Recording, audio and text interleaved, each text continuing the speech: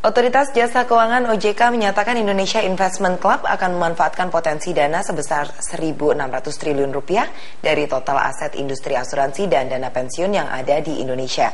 Dan untuk membahas apa manfaat dari dibentuknya Indonesia Investment Club, di studio telah hadir bersama kami Kepala Eksekutif Pengawas IKNB OJK Firdaus Celani. Selamat pagi Pak Firdaus. Selamat pagi. Yes. Sebenarnya apa Pak IC ini, Indonesia Investment Club? Ya, Indonesia Investment Club ini itu merupakan kita anggap sebagai sebuah arena lah pertemuan nantinya yang mempertemukan sebenarnya antara investor dengan investee gitu ya, di mana investor ini adalah mereka yang bergerak di bidang lembaga keuangan non bank seperti asuransi, dana pensiun ya, dan lembaga-lembaga lainnya memang yang masuk dalam kelompok industri jasa keuangan, di mana investee ini tentunya juga berharap mereka butuh dana begitu. Nah, di sana dengan mudah kita mempertemukan. Tentunya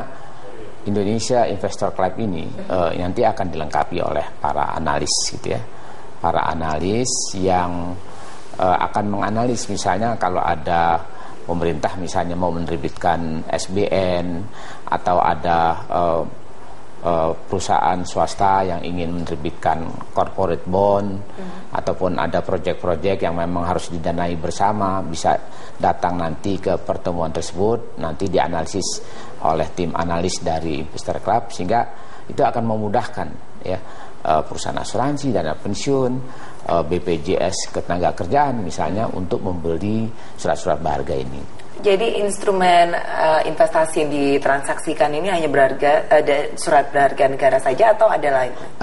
Ya umumnya memang surat berharga seperti misalnya obligasi corporate ya, ataupun obligasi pemerintah. Mungkin ada surat-surat berharga lainnya gitu, atau mungkin ada misalnya ditawarkan ini sebuah proyek, apakah mau ikut pendanaan secara konsorsium, bisa saja dibawa ke arena ini gitu. Ini kan latar belakangnya karena dari pembiayaan APBN diprediksi 2015 sampai 2019 ini mencapai 5.500 sekian triliun, tapi hanya didanai oleh APBN sendiri sebesar 40%-nya, sehingga 60% itu dari swasta. Nah, ini bagaimana skemanya nanti untuk bisa berkontribusi kepada APBN? Iya, jadi kan kalau kita lihat di perencanaan jangka menengah pemerintah itu kan tadi dibutuhkan sekitar 5.200 triliun. Pemerintah dari anggaran belanja selama 5 tahun mungkin hanya sanggup sekitar 40%, 60% harus dari pihak swasta. Nah, swasta itu kan bisa datang dari luar negeri, bisa datang dari dalam negeri. Jadi industri keuangan non bank ini bercoba berkontribusi ya di proyek-proyek ini. Karena selama ini mungkin sudah ada kontribusi itu, tapi kan tidak terkoordinir gitu ya. Ada misalnya yang mereka karena menganalisis sendiri-sendiri, ada yang ikut, ada yang tidak gitu, karena selama ini kurang dikoordinir. Nah, melalui Indonesia Investment Club ini kita cobalah koordinir lah, mempertemukan antara investor dengan investee ini. Jadi istilahnya menyediakan satu alternatif pembiayaan di luar perbankan. Di luar perbankan. Apa saja proyek-proyek yang bisa dibiayai oleh IIC nantinya? Ya umumnya jangka panjang ya, karena di industri keuangan non bank terutama di asuransi, di perusahaan penjaminan, di dana pensiun itu kan banyak dana sumber-sumber pendanaan jangka panjang begitu, yang memang sangat dibutuhkan untuk proyek-proyek jangka panjang seperti infrastruktur umumnya begitu ya. Baik, nanti kami akan kembali lagi membicarakan mengenai Indonesia Investment Club. Saat lagi tetaplah bersama kami.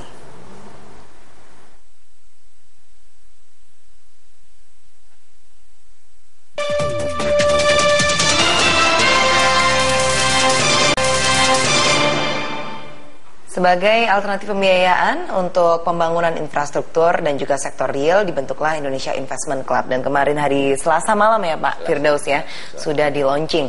Apa agenda pertama nanti IIC ini? Tentunya kan memang IIC ini kan udah dilengkapi oleh kepengurusan. Mereka akan melengkapi dirinya dengan para analis gitu ya. Jadi mungkin saja dalam waktu dekat kalau ada perusahaan yang misalnya akan menerbitkan surat berharga, apakah mereka dalam rangka meraih isu saham gitu, kemudian menerbitkan obligasi perusahaan, corporate bonds atau mungkin SPN, itu bisa dalam waktu dekat bisa bertemu dengan investment club ini Kemudian di sana nanti mereka bisa presentasi, kemudian nanti dia analis oleh tim analisnya sehingga nanti keluar sarannya apa. Kalau memang ini bagus, dibeli. Selama ini kan karena sendiri-sendiri begitu, ya bagi pemerintah kan harus keliling juga atau mengadakan pertemuan roadshow segala macam. Barangkali kita pertemukan di sebuah forum gitu sehingga dia bisa lebih mudah langsung presentasi di hadapan para perusahaan-perusahaan non-bank ini untuk. Sementara ini bagaimana sih respon dari pasar atau investor ataupun juga investor relation, bagaimana? Mereka menyambut baik ya, teman-teman di bursa juga itu menyambut baik dengan terbentuknya ini, sehingga bagi dia juga lebih mudah kalau misalnya itu harus memperkenalkan sebuah produk investasi yang memang bisa dibeli oleh mereka yang memiliki dana cukup besar, mulai dana masyarakat, barangkali menjadi sebuah mempersingkatlah distribusi produk, kalau kita bilang ya, distribusi antara mereka yang akan menerbitkan surat berharga, mereka yang memang ingin berinvestasi. Sebenarnya proyek-proyek apa saja sih Pak? Kalau tadi dikatakan ini sebenarnya untuk infrastruktur dan juga sektor real, tapi pada konkretnya itu seperti apa proyek-proyek yang nantinya bisa dipropos? Ya artinya begini, kalau kita lihat proyek-proyek pemerintah kan banyak ya, bisa misalnya untuk pembangunan, untuk pembangunan listrik gitu kan ya, untuk pembangunan pelabuhan, untuk pembangunan jalan gitu ya. Jadi yang tentunya memang dibutuhkan investasi jangka panjang. Bisa saja misalnya ini suatu saat ada kota misalnya ingin menjalankan, membangun monorail misalnya kan, atau membangun MRT misalnya, bisa aja.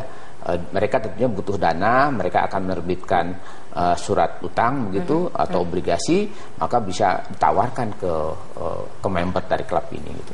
Ini untuk mekanisme transaksi di dalamnya ini sama dengan yang ditawarkan perbankan atau menggunakan mekanisme tersendiri? Tentunya beda ya. Kalau perbankan kan menawarkan kredit ya. Betul. Pembiayaan kredit gitu. Cuma kan perbankan itu juga agak kesulitan untuk proyek-proyek jangka panjang gitu. Karena kan sebagian besar dana di perbankan ini kan sifatnya jangka pendek gitu.